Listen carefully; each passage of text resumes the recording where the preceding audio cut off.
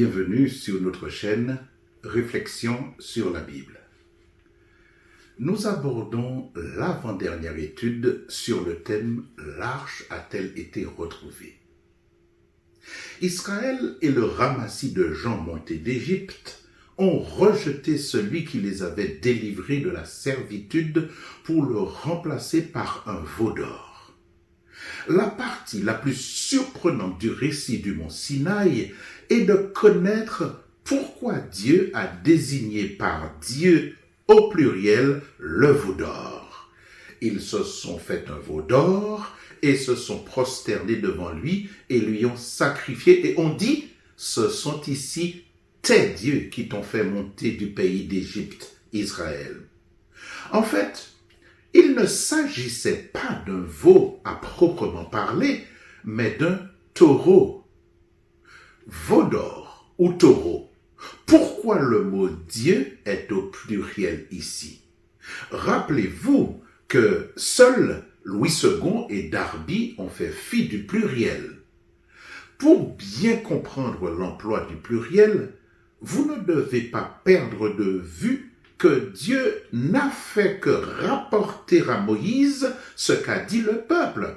Ils se sont fait un veau d'or et ont dit « Voici tes dieux qui t'ont fait sortir du pays d'Égypte, Israël. » En fait, pour ceux qui ont construit le veau d'or, l'emploi du pluriel tombait sous le sens, parce que ce veau ne servait que de piédestal pour les dieux qui allaient désormais marcher à la tête d'Israël. Ce qui, de toute évidence, symbolisait le triomphe absolu, un peu comme ces généraux qui, autrefois, marchaient en triomphateurs à la tête de leur armée. Les soldats avaient combattu, la plupart étaient morts sur le champ de bataille, mais c'étaient les généraux qui récoltaient toute la gloire du triomphe. De même, le veau d'or était placé sur un piédestal supposé transporter divers dieux. Ces dieux, selon le peuple rebelle, allaient désormais devenir leurs protecteurs. On a peine à croire à un tel revirement. Et pourtant, c'était la première des 10 paroles que tout Israël et le ramassis de gens avaient entendu proclamer par Dieu du haut de la montagne. 40 jours plus tard, ils le rejetaient purement et simplement. Ils avaient associé d'autres dieux au Dieu très haut, celui-là même qui était en train de dicter à Moïse les lois qui devaient les administrer. Les rebelles avaient construit un veau d'or pour représenter et remplacer celui dont la voix ne se faisait plus entendre à leur demande même parce qu'elle l'effrayait. Eh bien, pour justifier ce besoin de construire cette idole, le peuple avait prétendu qu'il ne savait pas ce que ce Moïse, cet homme qui les avait fait monter du pays d'Égypte, était devenu.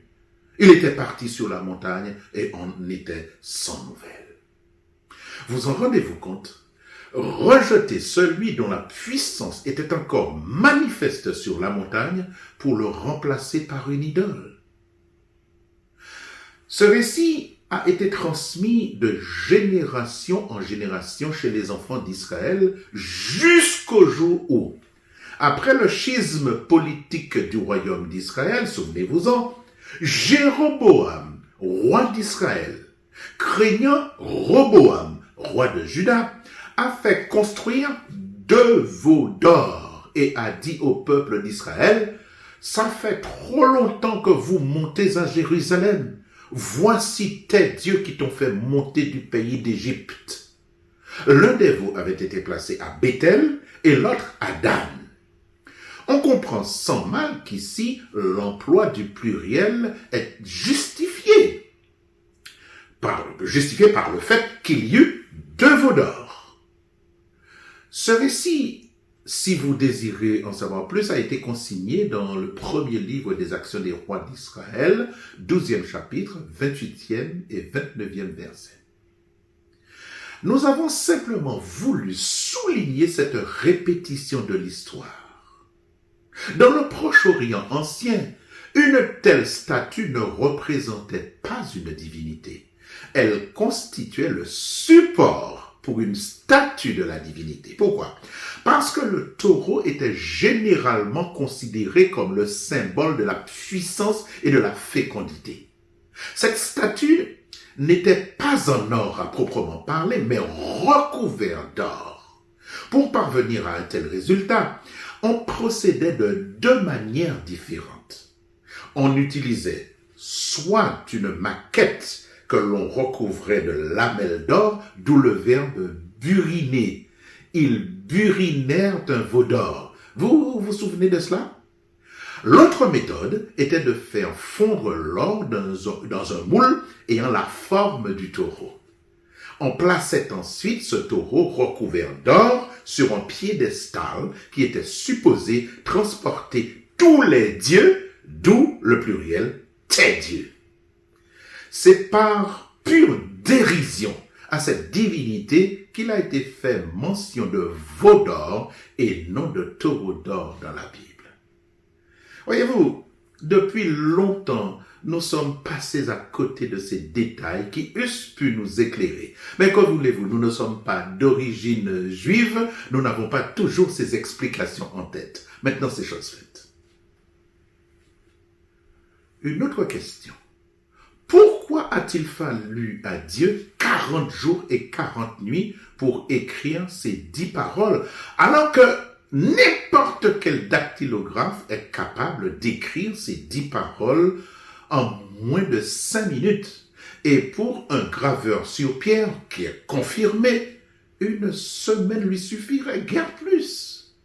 Ici encore, beaucoup de lecteurs de la Bible s'imaginent que la rédaction des 10 paroles de Dieu a pris 40 jours et 40 nuits.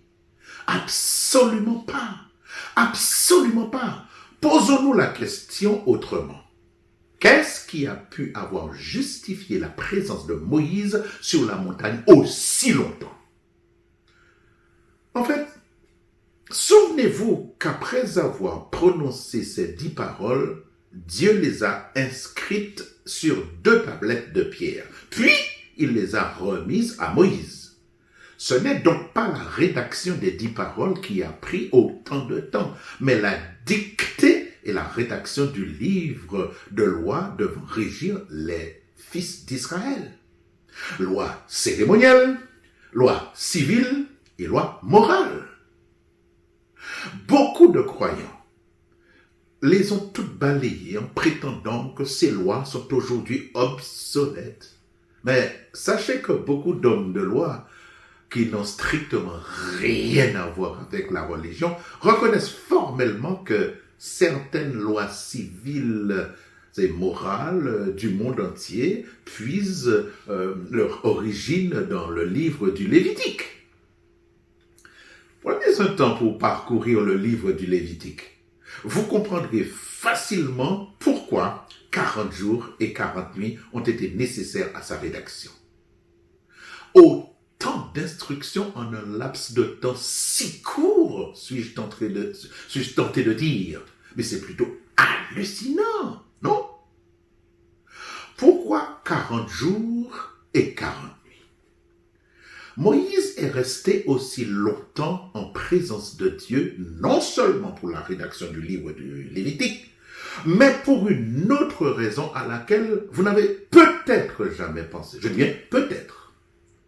Dans la Bible, le chiffre 40 peut parfois seulement signifier un certain temps. D'ailleurs, ce chiffre revient plus de 90 fois dans la Bible. Dans la tradition juive, 40 correspond à l'âge de raison. Mais longtemps avant et longtemps après le passage du Christ Jésus sur terre, l'âge de raison avait été réduit de 10 ans. Vous n'avez peut-être pas porté attention à un tel détail, mais permettez-moi de vous projeter une toute petite lumière qui vous permettra certainement d'entrevoir la dégradation évidente de l'âge de raison dans la société humaine. Chez les Juifs antiques, l'âge de raison est passé de 40 ans à 30 ans. Vous commencez à comprendre pourquoi Jean le Baptiste et le Christ Jésus ont commencé chacun leur ministère à l'âge de 30 ans? En France, pour ne citer que ce pays, avant l'Ancien Régime, la majorité suivait le droit canon. 14 ans pour les garçons et 12 ans pour les filles. C'était ainsi en Israël, car c'est à cet âge que les filles pouvaient commencer à procréer avec un homme d'âge mûr. En France, sous Henri III, par ce qui est appelé l'ordonnance de Blois, qui date du XVIe siècle, 1579 pour être précis, la majorité civile était fixée à 25 ans. Sous la Première République, par décret du 20 septembre 1792, l'âge de la majorité civile a été abaissé à 21 ans.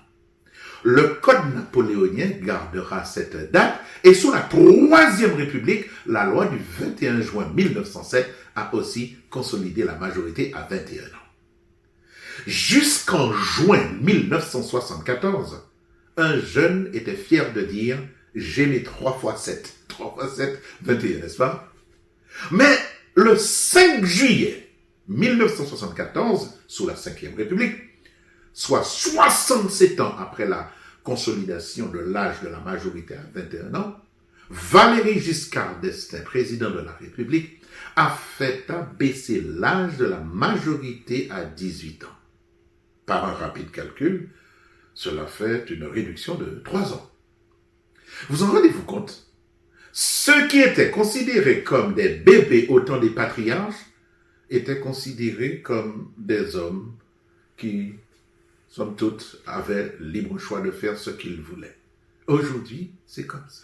Ceux qui étaient considérés comme des adolescents à peine pubères en 1907 sont aujourd'hui regardés 67 ans plus tard comme des hommes.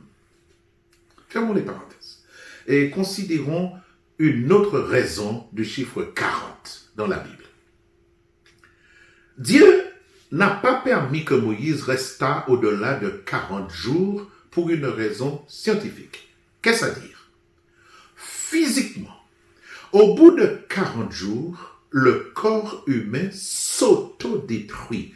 Au bout de 40 jours d'un jeûne constant, le corps humain s'autodétruit, ce qui n'est pas vrai pour une personne atteinte d'obésité sévère. Une telle personne peut aller jusqu'à 100 jours de jeûne. Dans le cas de Moïse, il y avait une motivation majeure pour qu'il fît abstraction de toute nourriture. Il était si absorbé par l'être suprême qui lui dictait ses lois qu'il a pu tenir bon. C'est Dieu qui a créé l'homme, et ce n'est un secret pour personne. Il savait que celui à qui il s'adressait était un mortel. Il ne l'a donc pas gardé au-delà de ces 40 jours, car tout Moïse qu'il était, cela aurait pu lui être fatal. Vous comprenez mieux pourquoi, au bout de 40 jours de jeûne, Jésus a mis fin à son jeûne. Oh, s'il vous fallait une preuve que Jésus fut pleinement humain, l'épisode du jeûne est révélateur. Cependant, c'est par une scrutation appliquée que l'on constate que lorsque Moïse est descendu du mont Sinaï, il était encore solide, très solide. Non seulement solide, mais bien remonté, car il savait ce qui se passait dans le camp. Arrêtons-nous quelques secondes ici. Il fallait avoir une sacrée dose de foi pour monter au sommet du Sinaï dans la fournaise de la présence de Dieu. Aller au sommet d'une montagne ou en descendre n'a jamais été une sinécure pour quiconque. Cela paraît facile là où les sentiers alpins sont bien balisés, mais ailleurs. Au mont Sinaï, oh, je me porte garant que ces sentiers balisés n'existaient pas lorsque Moïse est allé à la rencontre de Dieu. L'on se frayait un chemin en prenant grand soin de repérer puis d'éviter les crevasses qui souvent sont rendues invisibles par une dense végétation. Aujourd'hui, par le sentier le plus long et le moins escarpé, on met 2 heures et demie à pied pour atteindre le sommet du mont Sinaï. Aller à la rencontre de Dieu alors que la montagne était en proie aux flammes, tremblait cependant qu'une épaisse fumée s'en dégageait. Ah, ça c'était de la bravoure, de la foi. Mais ce n'est pas tout. Ce n'est pas tout. Il fallait redescendre de la montagne. Oh, Dieu n'avait pas stoppé le phénomène le temps que Moïse arrive en bas. Et que dire de Josué? Josué qui était lui aussi sur la montagne. Ce dernier avait bravement attendu le retour de Moïse. Il n'avait pas pris la fuite. Josué était donc le digne successeur de Moïse. Mais cela n'est que mon avis. Bien assis chez nous, bien assis chez vous, dans une bibliothèque ou dans un endroit paisible, nous nous projetons un Moïse qui emprunte un sentier sans embûche, qui le conduit vers la plaine où le peuple était en train de se vautrer dans une immoralité sans nom. Si monter vers le sommet était chose difficile, en redescendre l'était d'autant plus. Et pourtant, après un jeûne de 40 jours et de 40 nuits, ce n'est pas la nourriture qui semblait préoccuper Moïse lorsqu'il est arrivé au camp. Le zèle de son Dieu le dévorait. Il constatait que ce qui lui avait été dit au sommet de la montagne quant à la corruption des enfants d'Israël était encore plus impressionnant que ce qu'il s'était imaginé. Un indéfinissable tableau s'offrait à ses yeux. Vous en rendez-vous compte?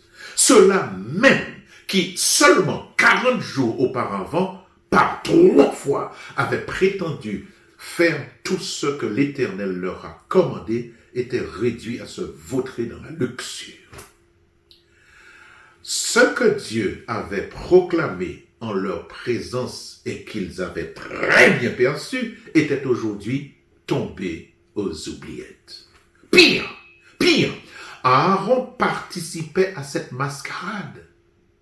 Ah non, il fallait effacer cette offense. Il fallait tout recommencer. Oui, mais comment? Moïse n'a vu qu'une solution. Accomplir un geste qui balayera cette ignominieuse offense que les enfants d'Israël avaient faite au Dieu du ciel. Moïse a considéré que le peuple n'était plus digne de recevoir la charte de l'alliance que Dieu avait lui-même rédigée de son doigt. Il n'était même pas digne de lire ce qui y était écrit. Face à ces irréfutables preuves de défection, dans un accès de colère, Moïse a violemment jeté les 2 tablettes au pied de la montagne. Les débris, témoins silencieux d'une alliance brisée, se sont éparpillés sur le sol. Les enfants d'Israël connaissaient parfaitement la signification de ce geste. Par le geste de Moïse, ils venaient de comprendre que désormais, il n'y avait plus d'alliance entre eux et Dieu. Alliance proclamée, je vous le répète, seulement 40 jours plus tôt. Ils étaient dans l'expectative. Chacun retenait son souffle.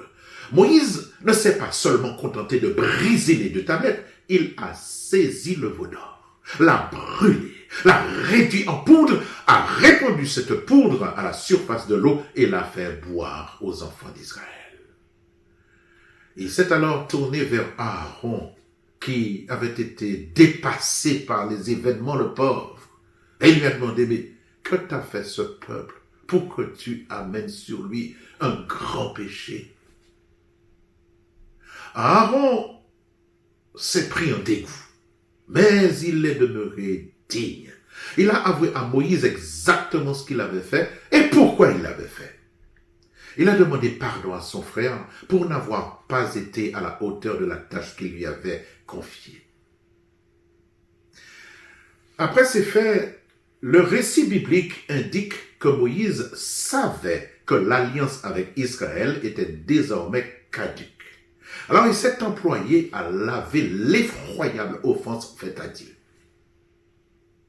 Ce même jour, il a fait tuer un nombre impressionnant de personnes. La Bible avance le nombre de 3000. Oh, je ne pense pas que ce nombre a été exagéré.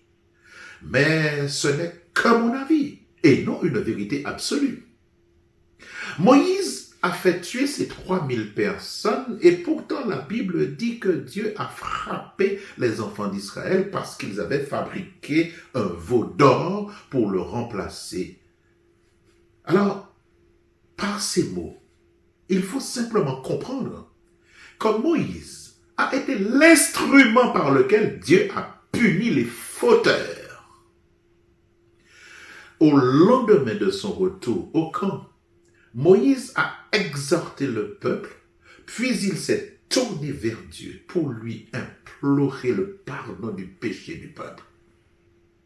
Dieu a certes pardonné, mais il connaissait les auteurs de cette rébellion et surtout ceux qui étaient sans espoir de salut. « J'effacerai de mon livre celui qui a péché contre moi », a-t-il dit à Moïse. Moïse était si pétri de zèle pour accomplir la tâche que lui avait confiée Dieu, que le défi qu'il lui a lancé devait être la première source d'inspiration de tous ceux qui aspirent à voir le plus grand nombre d'humains faire alliance avec le Dieu créateur.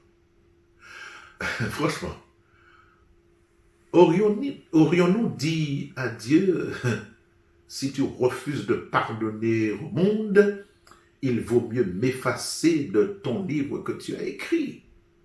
Vous pensez que vous auriez la force de dire ça à Dieu? Au reste, de quel livre s'agit-il? Eh bien, depuis le 4e siècle de notre ère, il a toujours été enseigné aux chrétiens que toutes leurs actions sont écrites dans un livre spécifique au ciel. En réalité, et cela peut vous choquer, je comprends fort bien, il n'y a aucun livre où sont inscrites nos bonnes ou nos mauvaises actions.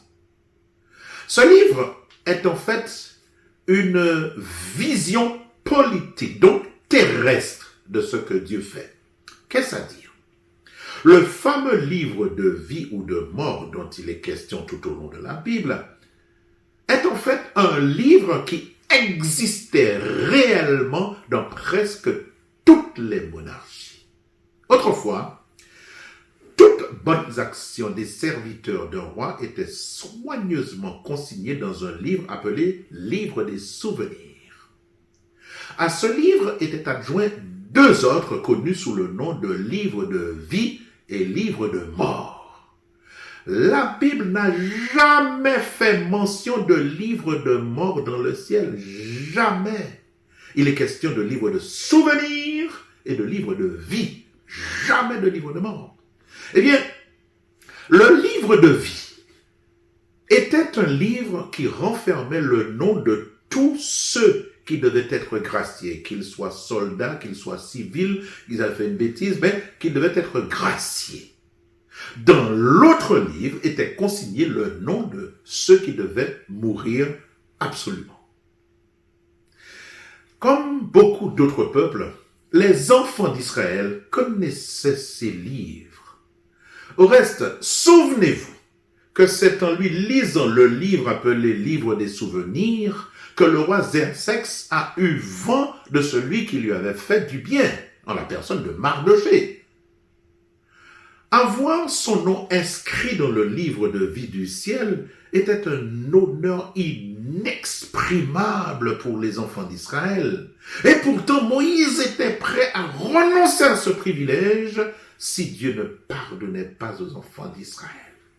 Mais quelle patience, quel amour envers ce peuple, quel zèle de vouloir mener à bien la tâche de faire de ce peuple une grande nation, de les conduire au pays de l'abondance. Moïse était si pétri de l'Esprit de Dieu qu'il distinguait parfaitement son intérêt personnel et l'intérêt supérieur de cette future nation. En ce 21e siècle, nous avons beau prétendre aimer Dieu, nous n'avons pas encore l'amour du prochain au point de dire à Dieu: je renonce à l'immortalité de ma personne sur la nouvelle terre si tu refuses de pardonner au monde de s'être écarté de toi. Maintenant que réparation a été faite, il va falloir renouveler l'alliance et tout recommencer. Eh bien, que va faire Moïse?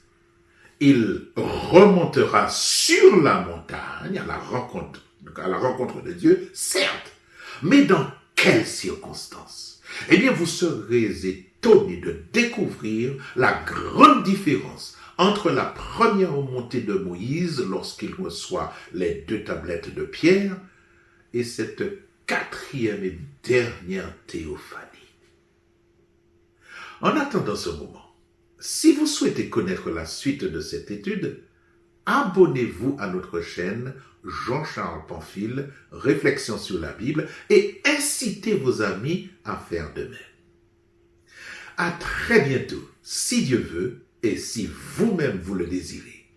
En attendant de vous retrouver, ayez une sérieuse réflexion sur la Bible.